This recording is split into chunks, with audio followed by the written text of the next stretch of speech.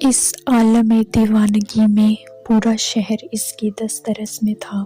وہ اپنے من کی موج میں جہاں چاہتا پہنچ جاتا اور جس کو چاہتا اپنے شگفتہ لفظوں میں آئینہ دکھا دیتا۔ عوام مشکل میں ہوتے تو ہنسی ہنسی میں ان کا مسئلہ حل کر دیتا۔ اگر کوئی اپنی حدود سے تجاوز کرتا تو باتوں باتوں میں اسے لگام ڈال دیتا تھا۔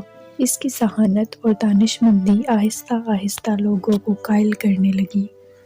ایک روز ایک بد کردار شخص نے اس کا مذاق اڑانے کو شرارت سے کہا، اے وہاب، کیا تم نے کبھی شیطان کو دیکھا ہے؟ میرا بہت جی چاہتا ہے کہ میں شیطان کو دیکھوں۔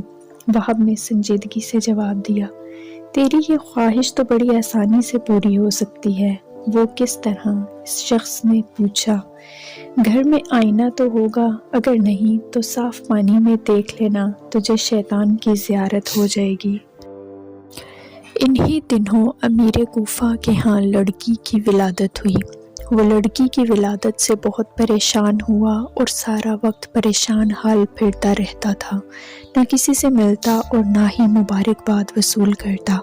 وہاب کو خبر ہوئی تو اپنی گڈڑی شانے پر ڈالے اس کے ہاں پہنچا اور بولا، اے اسحاق، میں نے سنا ہے تو لڑکی کی پیدائش پر بہت افسردہ ہے، نہ کھاتا ہے نہ پیتا ہے۔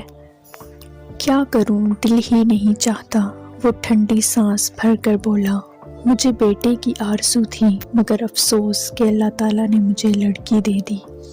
کمال ہے، وہاب نے بے ساختہ کہا، تو اس پر راضی نہیں کہ اللہ نے تجھے صحیح سالم بیٹی دی ہے؟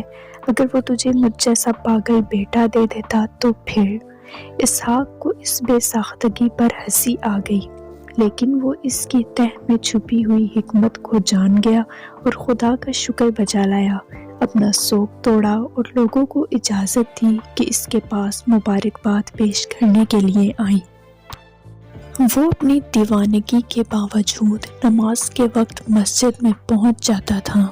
ایک روز ابھی اس نے جوتے نہیں اتارے تھے کہ اس نے ایک شخص کو دیکھا کہ وہ اس طاق میں ہے کہ اس کے جوتے چرائے۔ وہ بہت دیر اس انتظار میں رہا کہ وہ شخص ادھر ادھر ہو تو وہ اپنے جوتے اتار کر نماز میں شامل ہو۔ بس کافی دیر گزر گئی مگر وہ شخص اپنی جگہ سے نہیں ہلا اور نماز کے لیے صفیں درست ہو گئیں۔ وہاب نے آؤ دیکھا نہ تاؤ، دوڑ کر آگے بڑھا اور جوتوں سمیت نماز کے لیے کھڑا ہو گیا۔